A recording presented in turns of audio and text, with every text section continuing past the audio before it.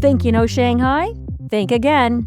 2026 has officially changed the game for travelers from the UK and Canada. No visa, no hassle, just 30 days of pure exploration. We're breaking down the brand new tap-to-ride transit rules, the latest Skyline updates, and the digital survival guide you'll need to navigate China's most impressive megacity. If Shanghai wasn't on your bucket list for 2026, it's about to be. From the neon lights of the Bund to a subway system you can enter with a simple tap of your credit card, this is the ultimate 2026 guide to the Pearl of the Orient. Well, if you're going to walk along the Bund, definitely the time to do it is at night. All of the buildings are lit up. It's an incredible skyline, and this is really the chance to see it in all its glory. The Bund is a 1.5-kilometer stretch of waterfront property running along the western bank of the Huangpu River. Historic colonial buildings line the streets dating back to the early 1900s. They housed many financial institutions and consulates at the time. This stretch along the Bund is known as the Museum of Architecture. Just 30 years ago, Pudong was nothing but quiet farmland. In a modern miracle, it was built from the ground up in a few short years to become one of the most impressive skylines on Earth. The Bund is definitely the best view of this spectacular display of lights. So it's a pretty impressive light show on both sides of the river. On the old colonial buildings, they've been lighting them up, and I think actually this one is a little more impressive because they have a whole pattern going on. Beautiful on either side. So it's really easy to take the subway here in Shanghai. You have to know where you're going though, that's the key. So you got this big map here. Where are you gonna go? We know we're going line 2. Boom. Tells you the fare, 2 people, and you're good to go.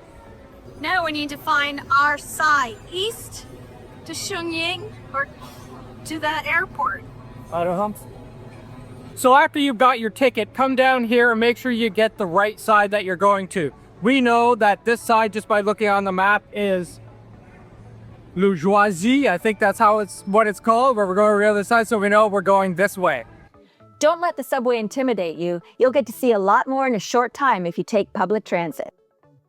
Shanghai is now effectively a cashless society. So before you land, make sure to download Alipay or WeChat and link your international Visa or MasterCard to it. You'll use these QR codes for everything from 2 yuan Nanjing Road trolleys to high-end dining around the city. Our pro tip is travel with an eSIM like Airalo to keep your Google Maps and Instagram working without a VPN, as that great firewall is still active. Well, coming down to Nanjing, this is Shanghai's premier shopping and walking street. And if you come in the morning, people are out doing Tai Chi and dancing and practicing their martial arts. One of the things I really love about Shanghai is how they've kept all the colonial architecture mixed in with modern. It's a very cool city, and everything is just on a huge scale. It's pretty awesome. Nanjing Road is so long, it has a trolley that can take you down, and it's only 5 yuan per person. So it's highly worth it if you're tired to take a ride.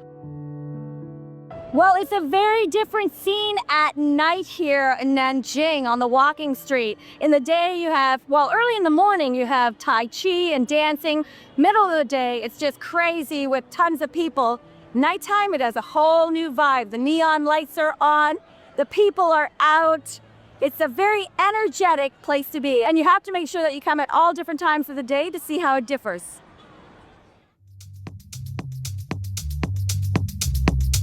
So this is a nice elevated walkway between the IFC mall and all of the skyscrapers, and you really get a great view. You're just surrounded by all of the really cool skyline of Shanghai. This is the way it should be. You have an above walkway like this. Doesn't interfere with any traffic, and you can have as many people up here as you want. I think Toronto needs to adopt this. Definitely. So we're on our way to the Jinmao Tower. There's a great lookout on the 88th floor, so that's what we're gonna head up to now. We're going up the Jinmao Tower. Yes, we are. So this tower is one of the more popular sightseeing because you get a free ticket if you're on the hop-on, hop-off tour buses. But, you know, Dave and I wanted to come up here because we really like the inside view, which is pretty Art Deco.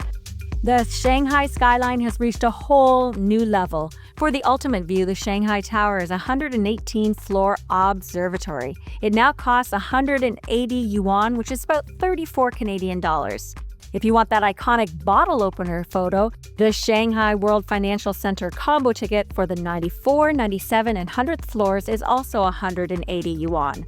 You can also go up the Oriental Pearl Tower. And the Jinmao Tower offers not only 360-degree views, but if you are adventurous, you can go outside on the skywalk.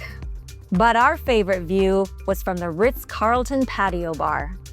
Well, you must come up to the top of the Ritz Carlton to the bar on the 58th floor. It has one of the best views. You can have a cocktail and overlook the Shanghai Tower. You don't have to be a guest at the hotel, but there is a minimum spend, which costs about $400 per couple Canadian. You can go up for a drink, but chances of getting a good table are minimal. And drinks start at about $30 per cocktail. I would have to say that with all of the views that are in Shanghai, I think it has the best view. Not only have a drink, enjoy a drink, but have a great view like the one behind me as the Pearl Tower. Pretty amazing. It's worth it in my opinion, and you get to go outside. Yeah, even better. Okay, so we're walking around the Yew Gardens. This actually looks like it's an entire walking street and mall, as well as garden. So let's go check it out. Yew Garden remains a Ming Dynasty masterpiece, but in 2026, it is now closed on Mondays. Entry during peak season is 40 yuan, which is about $8 Canadian. The Yew Garden experience has gone high-tech with the debut of Meet China smart service screens. They offer multilingual digital stories and even instant credit card payments for traditional souvenirs. The Huxin Ting Tea House has just finished a 2-year restoration, perfectly blending 250-year-old history with a new modern tea bar. The Yew Garden is an excellent example of ancient Chinese architecture. It dates back to 1559 under the rule of the Ming Dynasty. The elements of a Chinese garden consist of rockery, water, greenery, and pavilions. They were meant to be a place of meditation and relaxation. Well, I wouldn't actually call it a leisurely stroll here, but it is beautiful and something you definitely should see. Yew Gardens. And don't forget, the surrounding bazaar is lit up and is very lively at night. Well, Yang Dumpling is where you can get yourself a really good authentic dumpling. Shanghai is famous for its dumplings, so when you're here, you have to try some. They're easy. You can get them anywhere. Hungry. Yang's Dumplings is a popular dumpling chain in Shanghai and around China. It's one of the easiest places for foreigners to order dumplings, and you should give it a try.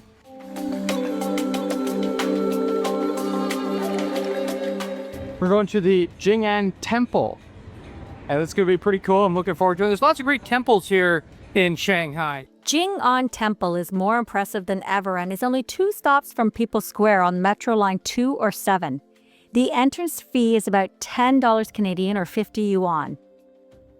Jing'an Temple definitely reminds me of Lama Temple in Beijing. It's full of locals who are burning incense and throwing money. And now we're going to go up to the temple. Wow, Jing'an Temple is definitely worth coming out. So definitely come and visit this when you're in Shanghai. Made it up. It's pretty amazing. Jing'an Temple is a Buddhist temple dating back to 247 AD. It was restored during the Cultural Revolution, but in 1983 it was returned to its original purpose with renovations completed in 2010. The main hall houses the largest sitting jade Buddha in all of China.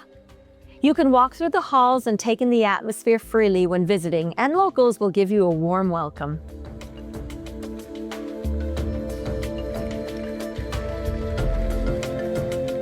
When you come to Shanghai, you must come over to the French Concession. There's a lot of great restaurants and cafes and little alleyways to explore.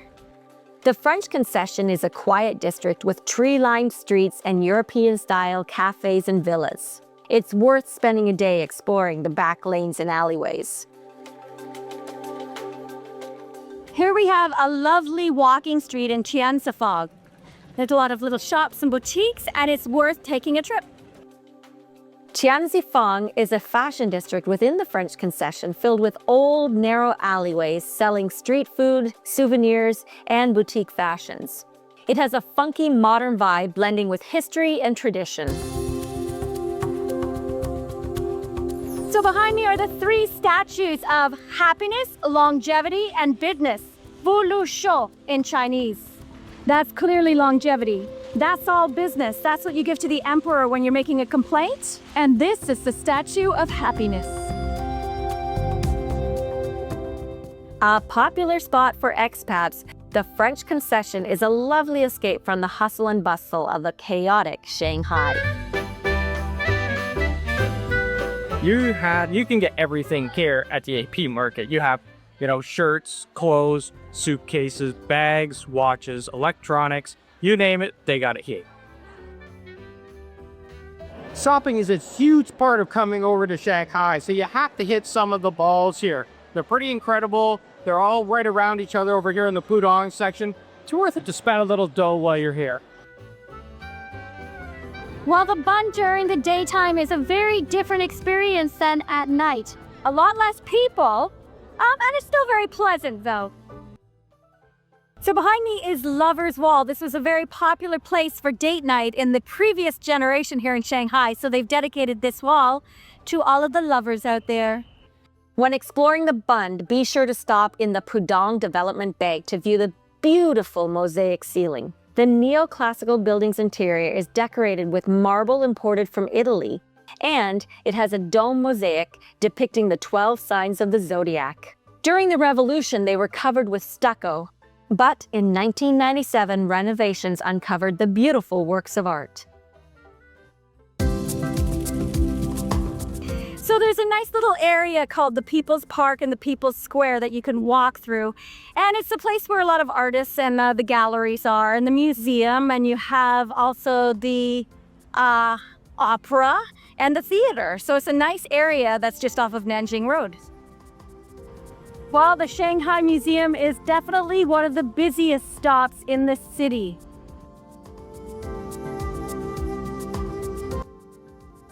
So we always find one of the best ways to get around when we feel overwhelmed, because Shanghai is so overwhelming, is to get on a hop-on, hop-off tour bus. So that's what we're going to do right now. We're just going to go around the city and get off at all of the major sites. This is the best way to get around the city for an economical cost.